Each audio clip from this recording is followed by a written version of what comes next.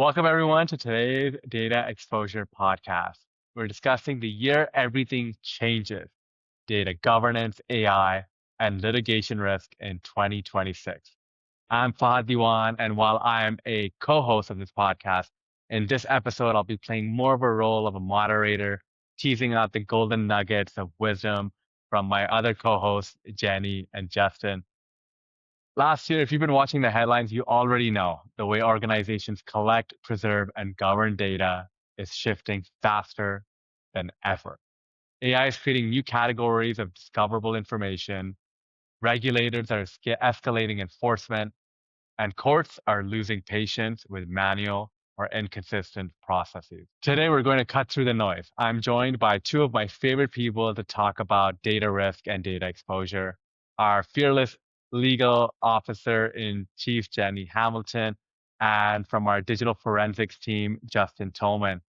Today, we want to look back at the trends that defined 2025 and make some predictions about what legal, privacy, and compliance teams need to prepare for in 2026. So let's jump in. Jenny, starting with you, before we dive into the trends, I really want to pick your brain on this. What surprised you most about how organizations handled data risk in 2025? What surprised me the most was how fast legal compliance adopted AI. They got out of the stands and onto the playing field with the business, not only to help develop governance programs around it, put the guardrails in place, educate the population on what are the risks and how do they outweigh or counterbalance the value of adopting AI. The value. But also to actually look at it from a business perspective of this technology specifically does a lot of things that we have to do as well to support the business, which is how to draft, how to message, how to identify risks and pressure test different strategies. And this is useful for us too. So we were on both sides of that coin very early on. I haven't seen legal compliance adopt something so quickly for its own use that they're also managing the risk of for the business. That's really insightful, Jenny. I've heard a lot of talk about how to govern AI and the risks about AI, but I think it's not as much talked about as how legal and risk professionals are using AI to actually mitigate risk arising from AI. That was very insightful. What about you, Justin?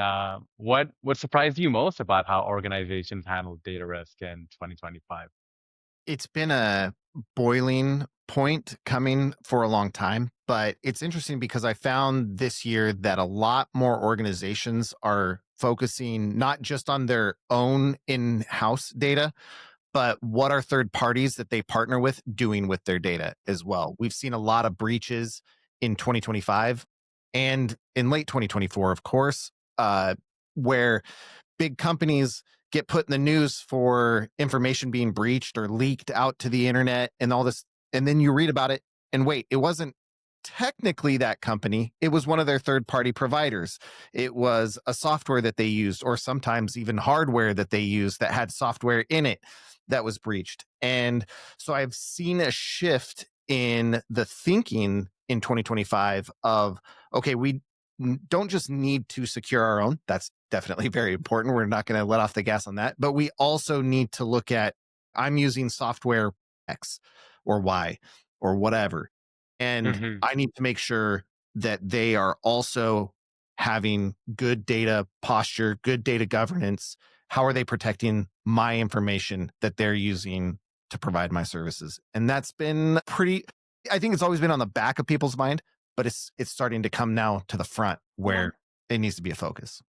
It definitely needs to be a focus. Many software companies, from my understanding, are using the major LLM providers, whether it's OpenAI or Meta, to build their own new software products. And so more and more software companies are interdependent on other companies to process parts of their data pipeline. And so to protect and manage data risk, one necessarily has to protect and manage the data risk of the third parties with whom they work with. Now, 2025 was the year AI went mainstream inside the enterprise. Jenny, what are the biggest data governance and litigation risks organizations are now facing with AI generated content, logs, and prompts? By far, the biggest risk are the amount of transcripts that are being generated of meetings. These AI note takers are now becoming a default. People really enjoy the note-taking functionality, the ability to summarize and push tasks up to the forefront to be able to track and follow up their work and make sure their communications or meetings are more productive. But the downside of that is if this becomes the default, this is the biggest volume of data. If you can imagine thinking about every meeting being recorded and the volume of that, like the recording, the transcripts, the number of emails being circulated. Also, AI makes mistakes, and sometimes they're pretty funny ones where it changes the words or misunderstands and misinterprets what's being said. I've seen it myself. It's like this is the one thing I wouldn't want it to say that totally manipulated the meaning and intention. So, our people are actually going in and reviewing all of the documentations being created and fixing them. When you're a litigator, Mm, this happens in depositions, and this becomes such a powerful source of evidence. People believe what's written over what people will say, even on the witness stand under oath. And mhm. so when you do depositions, the transcripts have to be reviewed by the lawyers and you have to correct them so that it doesn't, if it's not creating incorrect evidence, inaccurate evidence. So this is something I think of with my litigator's hat on as a huge risk to the organization that, maybe it's outweighed by the benefit of the tech and how people are able to feel more effective in their job. Is a great point, and I wonder about that too. Back when I was in law school, one of my professors told me, he said, Fahad, don't write anything in an email that you don't want to have read aloud in a deposition or in a courtroom. But now everything, every interaction, at least that happens through the digital sphere, which more and more interactions are happening through that sphere because of remote work, is being recorded and transcribed. So now it's almost as if don't say anything in a meeting that you don't want to have read aloud in a courtroom. So it creates a lot of risk for the organization as well as for the individual. Um, Now, switching gears a bit, Justin, throwing it to you, are teams actually aware of which AI systems are producing data that must be preserved, or would you say this is still an invisible risk? I think organizations are aware of the options and aware of the services that are official. And what I mean by that is many organizations, let me back up a little bit. So, technology has obviously over the last our lifetimes has exploded, and it's just every year there's something new and there's new tech coming out. But one of the interesting things about AI was it was so approachable, right? Ginny talked about people using it to create transcripts and depositions and to-do lists, and it's super easy. And so that kind of patterns people into complacency. And also it's affordable to use outside of official things. You think about some of the legal software that we use or our professionals use at work, they're not going to have that on their home computer. So using and spreading that information out is a little bit harder. It's not impossible, but it's harder. Whereas it's not expensive for an employee to have their own chat GPT or Gemini Pro or whatever and put company data into that. Mm, And so, what trend I've seen with organizations trying to be aware while trying to also enable their professionals to be able to do their job faster, more efficient, maybe even more creatively, is by providing these services to them at work, whether it's Gemini, whether it's an official chat GPT source, so that in hopes people don't use their own solutions and bring that data into a more manageable situation for the organization to prevent those data leaks. And I think that's what we're seeing. I mean, most organizations now are trying to provide some sort of AI service. And so they are aware of those. And they're just trying to get a hold of that shadow AI, as we could call it, relevant to shadow IT, to try to curb that data leakage. I love that point, Justin. It reminds me of something I always tell my son, right? When he's acting out, I say, I can't let you do that. I name the limit. And then I say, here's a reasonable alternative that will allow you to let it act out, right? So you can't hit, but if you're feeling angry, you can punch a pillow. And so I think it is more effective to say, look, to one's employees, say, look, you can't just send all of your company data to ChatGPT or whatever. But now we're going to provide you with an appropriate work AI sanctioned app like Gemini or a work sponsored ChatGPT account that employees can leverage because the genie's out of the bottle, right? These tools that provide everyone with so much value. It's almost, it would be foolish for companies to say, don't use it. The right approach to being more in line with how human beings now work and function is to provide them that tool in a way that is safe and secure. And so, but it does have this question of, more and more data sharing and just more and more data creation also leads to more and more just data sprawl, right? Now we have more and more applications that we're using, work sanction or not. And Justin, we keep hearing that mobile chat and cloud data are overwhelming investigations. What would you say is driving this explosion? So I like your term explosion. I kind of liken it to the Big Bang. Like the explosion happened a long time ago. We've been using mobile phones for work for a long time. We've been using cloud computing for a long time, but we're just now finally detecting it, right? It's taken all these years to finally just really decide it's a priority. And I think a lot of what is happening, unfortunately, is breaches, is attacks, is the scaling rate of attacks. AI is fueling that even more, where it still takes a skilled person, but it's a lot easier now to generate breaches from inside and from out. And so the explosion in tech and this data actually happened a long time ago, especially with the decreasing prices of storage. Storage is insanely cheap now. And so it's just easier to hold on to it. But now all of a sudden that information is the more data you have, the more risk you have, and the more risk you have, the higher the cost when it goes out. And so it is an explosion, but it happened a long time ago. And now we're just finally tracking it and deciding to do something about it, so. Interesting.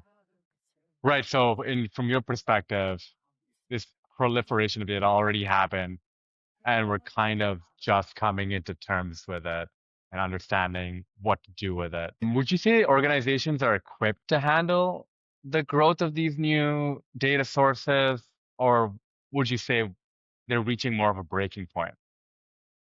In my interviews with people, it's about 50-50. Some organizations have focused on it, and a lot of it has to do with, are they in high risk environments, medical, financial, that are constantly seeing litigation in some way or shape or form. But others are kicking the can down the road because, like you said, it's a lot of data. And so they look at this monument, this mountain of information. And I know we talk a lot about, and we'll talk, I think, a little bit more later on defensible deletion, but where do you start? How do you start? Yeah. And so they just like, well, maybe we just won't deal with it. And there's a quote, and I won't get it exactly right, but it's an engineering quote that one of the stupidest things you can do is make efficient that which shouldn't exist in the first place. And Right.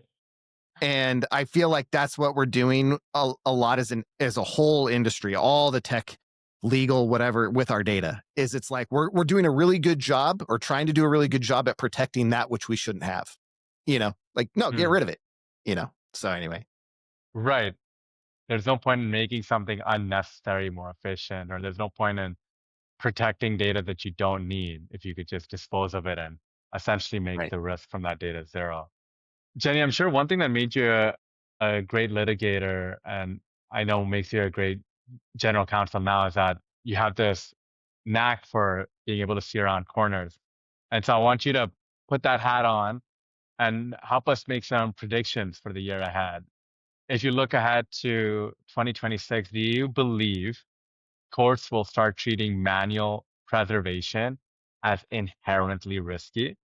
I think they already do. I think they have for some time.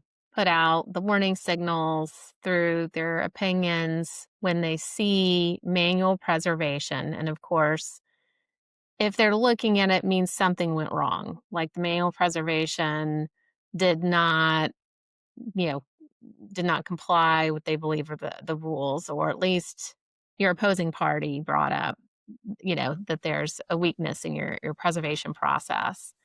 And manual preservation is tough just when you're facing new sources of data, growing volumes, to really explore how to pull the data. It takes time. You have to talk to people. You have to understand it. Not all these sources are as accessible, easy to use as Justin mentioned about AI. So I think this has always been a concern for practitioners in this area.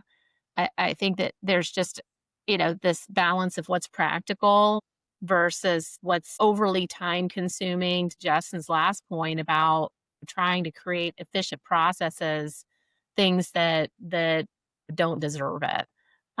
So this is anytime there's like a new tech like AI, there's definitely going to be the industry doubling down on understanding, where's this data stored? Where's Copilot putting, meeting transcripts and prompts and output? Is it being stored like other custodial data? Or is it being stored in an archive somewhere that's less accessible, and how you pull it out? But the reality is, a lot of data preservation is manual outside of the tools like what we offer for a legal hold and instituting preservation in place. When you're actually looking at things outside of the norm, it always starts off as manual, and it always feels very risky, and it is. And so then to move away from this manual process, what parts of preservation and collection do you think should be automated first to have the biggest impact? My favorite.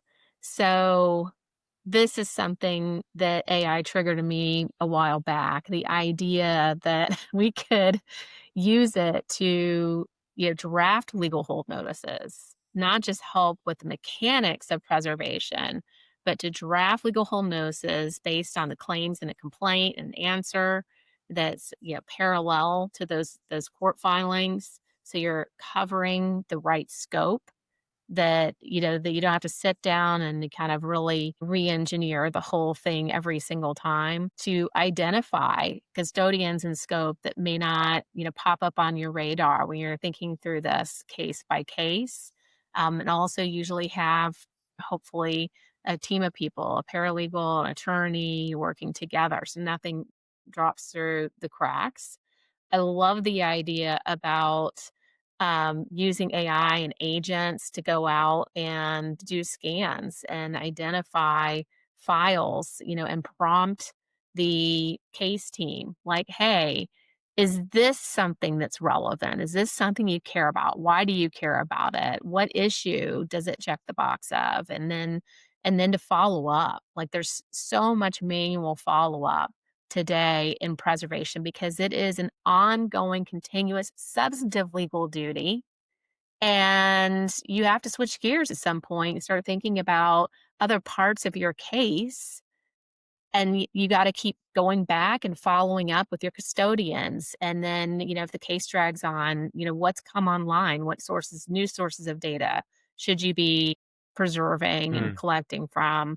And then the case themes change, the complaints get amended, new claims are added, and you have to start all over again. So there's so much potential for use in AI in making this more of a not such a stressful event and not such a Yeah, manual event. I would love that for it to be less stressful and less manual. Now, like keeping on with the predictions, Jenny, do you think AI governance will become as common and as expected as something like very commonplace in privacy and compliance now, like let's say data mapping? And what do you think good governance looks like from your perspective? Good AI governance. So data mapping to me is like that. It's like the bell bottom jeans, like it keeps coming back. It Yeah. became fashionable in the early thousands when all of a sudden the evidence shifted from paper to primarily electronic. And it was like, okay, now we have a duty to know what the sources are, how to preserve, and how to super, super fashionable, but not always practical. And Mm, so eventually, like, people try to find other ways to accomplish the same thing in a way that's an easier lift. And when it comes to AI governance, so it's different. It's a different animal from data mapping, but I do think that we probably already have in 2025 eclipsed the ubiquitous nature of data mapping as a tool. That AI governance has been, I think, more popular and more approachable than data mapping exercises. It affects every organization and not just the privacy team or the e-discovery team, but everybody has a general understanding about the importance of AI governance beyond, those niche areas. So I think it's taken on its own life as a priority in every organization. I don't care how small you are, how big you are. I listen to my colleagues at bigger companies talk mm. about it. And it's just one of those things that's now become table stakes. This is what good governance is at its core. And we've learned a lot from compliance, privacy compliance, and e discovery compliance in terms of what good governance is going to look like um, when it comes to AI. And it's the same principles. You'll recognize them, Fahad, in the privacy world, which is, it's about transparency. It's about, call it visibility. It's about accountability. Do we know what AI tools we're using as an org? Do we know what the boundaries are? Do employees understand what the right boundaries are for compliant use? And what is the business going to do when it comes to accountability when there is a crossing of the boundary? So we've drawn from all of these different areas of practice and compliance to come to a place of pretty foundational understanding about how to build an AI governance program and what good governance is going to look like. Right. It's almost as if we're building on the shoulders of giants, right? We've been doing the work and developing best practices for governance. And those best practices can be applied to AI governance. And I particularly loved your point about how AI governance will become table stakes. And I agree with it wholeheartedly. Bezos said something that really, that I found was very insightful. And he was saying that in the future, AI will be kind of like electricity is today. It'll be embedded Mm. everywhere.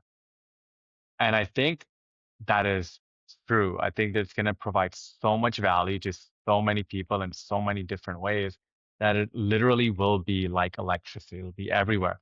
And so we have to use it responsibly and judiciously. Now, Justin, I haven't forgotten about you, our forensics luminary.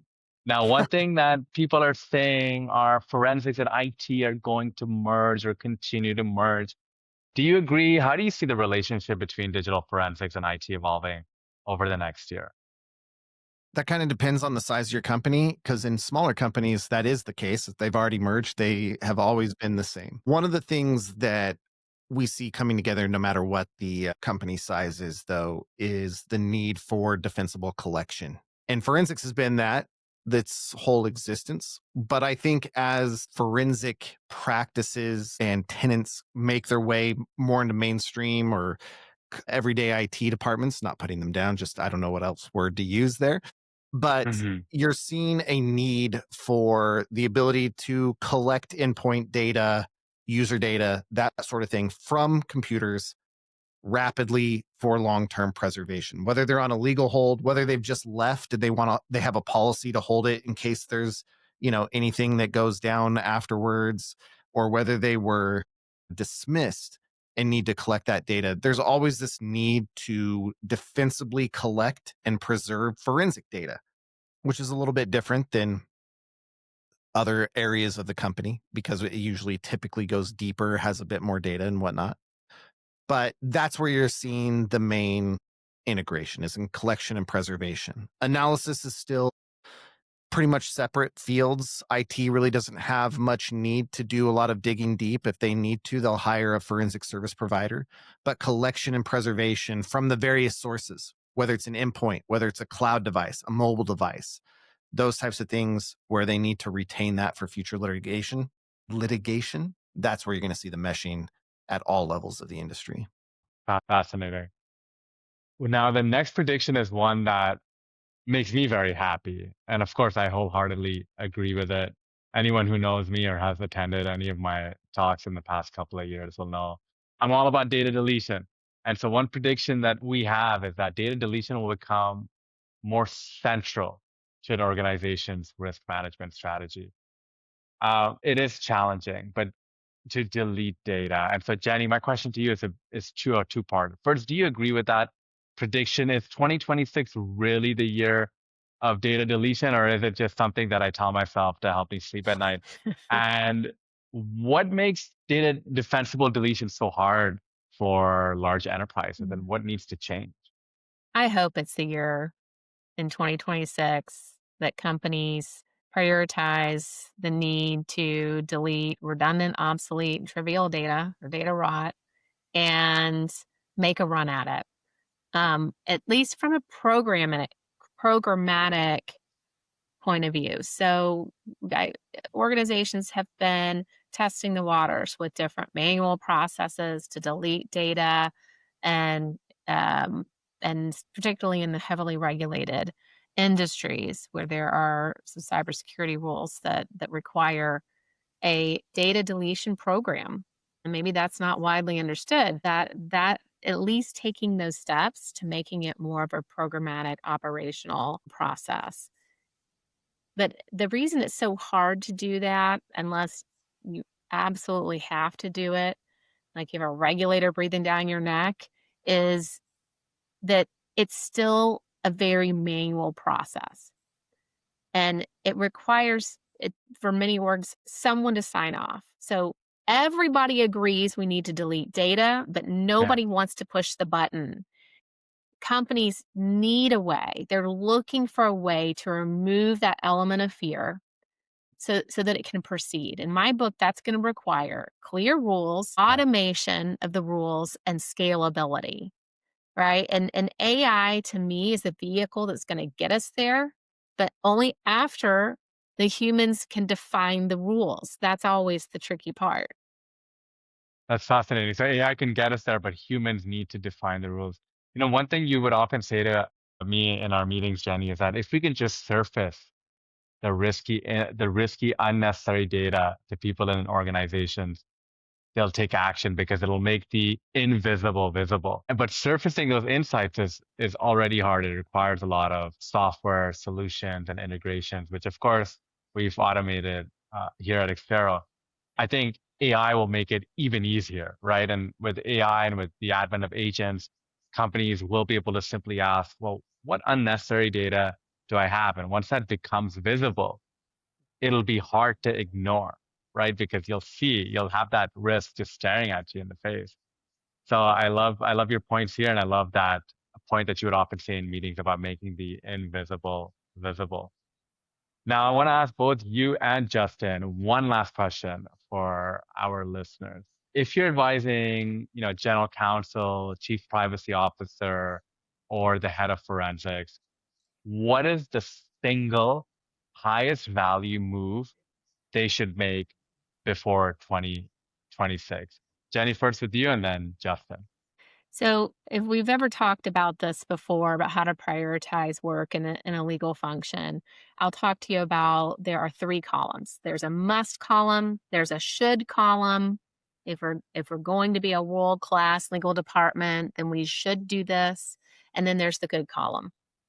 We could do this, which tends to be the more strategic work and more high-value work. But in this case, for the one thing organizations, the single highest value move, I think they've got to look at what AI does well and how to leverage it. And that's going to start not in the strategic column necessarily, but in the must do column. What are the must do things of the legal compliance function in any organization? And I'm going to tell you what my answer is. It's preservation. So, Mm. if that's the case, we've already talked about how you can use AI to increase the compliance, the automation of it, and scale it. And the other reason that I focus on preservation is that this is something that every org must do to some extent, and it's a huge burden to any organization if you have to do it routinely in terms of time, money, risk, and it's almost impossible to outsource. So, there's a lot of things you can look at. And you could do it or you could outsource it. You should do it, but you could also outsource it. This is something that is like if you have a litigation portfolio, the single greatest thing you can do to empower your employees in that department to move to more high value work and reduce cost burden and risk. Everybody wins. Everybody wins. I love that. Justin, what about you? Everyone I talk to, kill the data rot. And it's similar to forest fires or brush fires. The longer it's been between fires, the worse that next fire is going to be, because there's a bunch of dead junk piled up that's going to burn like crazy. And it's the same with your data at organizations. Especially, I agree with Ginny. We got to, as organizations embrace AI to speed up workflows, that simultaneously generates new data. And you don't want to be piling that data on old dead data. You want to be able to be using clean data, the data you need, the data that's fresh, the data that helps for the business day to day. And if it's not that, don't have it. And this is also cost saving. We talked about that fear of getting rid of it, but you think you have to hire an investigative team or a legal team to come in and figure out what went wrong, and you've got petabytes of petabytes of petabytes of years of data. That's a big bill because you're charging hourly rates for some group of people to go through it. The less data, the less you have to protect, the less you have to investigate, etc. So kill the data rot. Kill the data rot. Less is more. I love that, Justin. Great insights as always, Jenny and Justin. Thank you both. Thanks so much for our listeners. We hope we gave you some great insights about the key trends that happened in 2025 and how to prepare for 2026. If there's one theme that came through clearly in our discussion today, it's this. 2026 will reward organizations that embrace automation, strengthen governance, and build tighter partnerships across legal, privacy, forensics, and IT. I'm Fahad Diwan, and my co-hosts are Jenny Hamilton and Justin Tolman. Thanks everyone so much for spending time with us, and we'll catch you at our next Data Exposure episode.